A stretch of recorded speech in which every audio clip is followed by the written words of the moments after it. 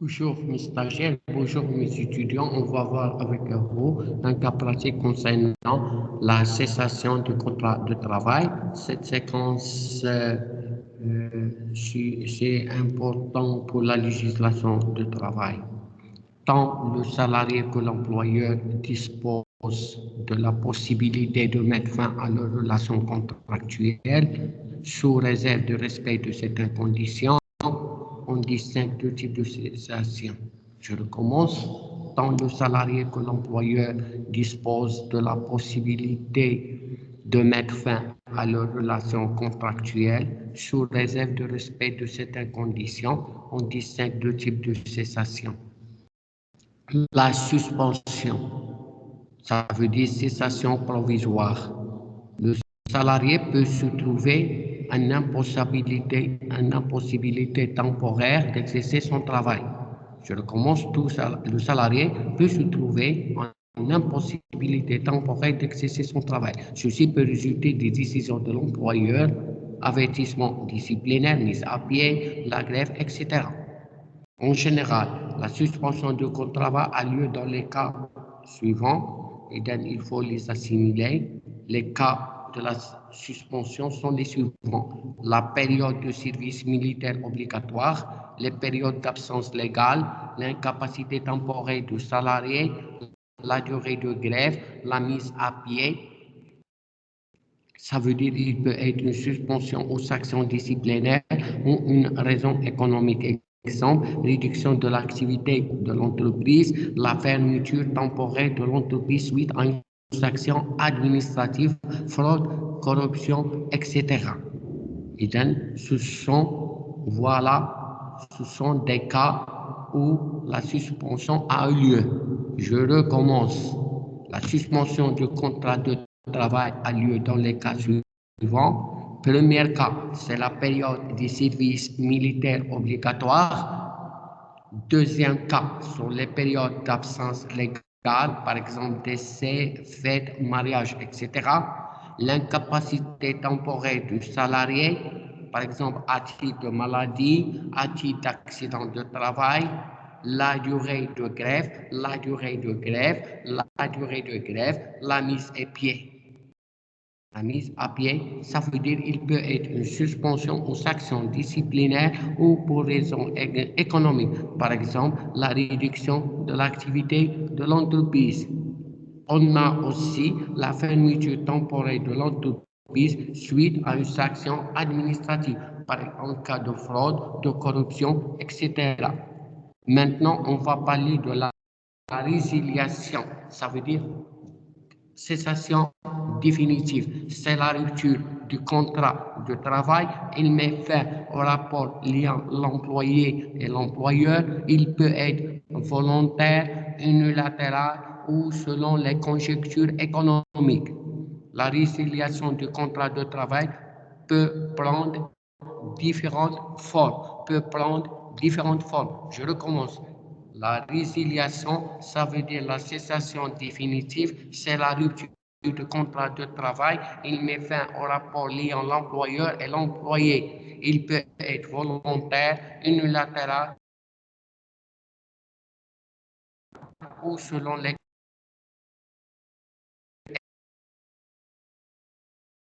La, pour le CDI, contrat de travail à durée indéterminée, décidé par l'employeur, soit pour motif économique, mais toujours fondé sur une cause réelle et sérieuse, basée sur les conditions suivantes. Il doit être bâti sur des motifs justifiés, acceptables, incapacité professionnelle, fraude, etc.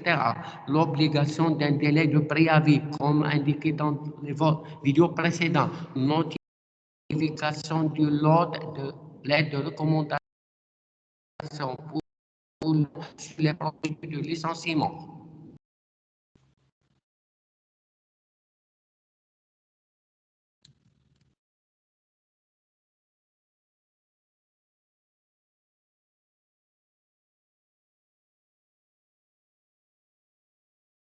Je recommence. Licenciement, toujours pour un contrat à durée indéterminée. Rupture de contrat de travail à durée indéterminée décidé par l'employeur, soit pour motif personnel, soit pour motif économique, mais toujours fondé sur une cause réelle et sérieuse. Il est basé sur les conditions suivantes. Il doit être basé sur des motifs justifiés et acceptables. L'obligation d'un délai de préavis, notification de lettre de recommandation pour le salarié lui informant sur les procédures de licenciement. Maintenant, on va parler de il repose sur une faute commise par le salarié. Ainsi, l'employeur peut utiliser des sanctions disciplinaires à l'encontre du salarié sans faute grave. Sans faute grave. Premier avertissement, deuxième avertissement, mise à pied, transfert d'un service à un autre ou d'un établissement à un autre. En cas de faute grave, le salarié peut être observé ou licencié immédiatement sans prise en charge de délai de préavis ni indemnité ou de dommages à intérêts. Est considéré comme faute grave le vol, l'absence répétitive, les insultes graves, la détérioration des équipements de l'entreprise, l'incitation à l'embauche,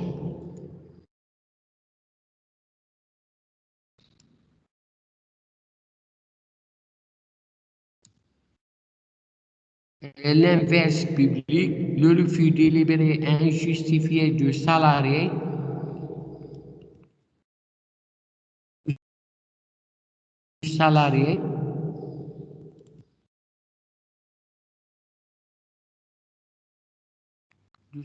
d'exécuter un travail de sa compétence. Remarque, la décision des sanctions de licenciement doit être faite informant le salarié dans un délai de 48 heures. Maintenant, on va parler de licenciement abusif. C'est la rupture de contrat sans délai de préavis ni juste motif. C'est le renvoi immédiat du salarié. Le salarié dispose d'un délai de 80 jours pour tenter un recours à la justice pour demander sa réintégration ou dommage-intérêt. On a une autre chose, c'est la démission. C'est le salarié qui met fin au contrat, il doit être écrit, signé et légalisé par les autorités compétentes. Il ne donne pas droit aux indemnités pour le démissionnaire. On a le licenciement collectif, il peut être défini comme un ensemble de licenciements individuels. L'employeur est tenu de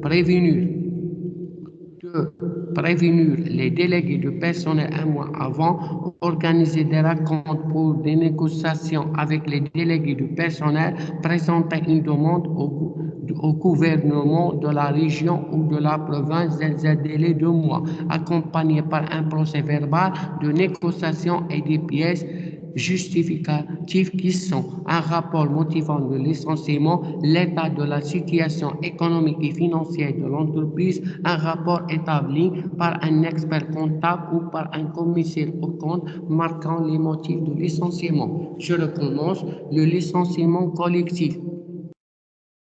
Il peut être défini comme un ensemble de licenciements individuels. L'employeur est tenu de prévenir les délégués du personnel un mois avant, organiser des rencontres pour négociation avec les délégués du personnel, présenter une demande au gouverneur de leur région ou de la province dans un délai de 2 mois, accompagné par un procès verbal de négociation et des pièces justifiant qui sont un rapport motivant le licenciement, l'état de la situation économique et financière de l'entreprise, un rapport établi par un expert comptable ou par un commissaire aux comptes marquant les motifs de licenciement. Merci de votre attention et jusqu'à la prochaine vidéo.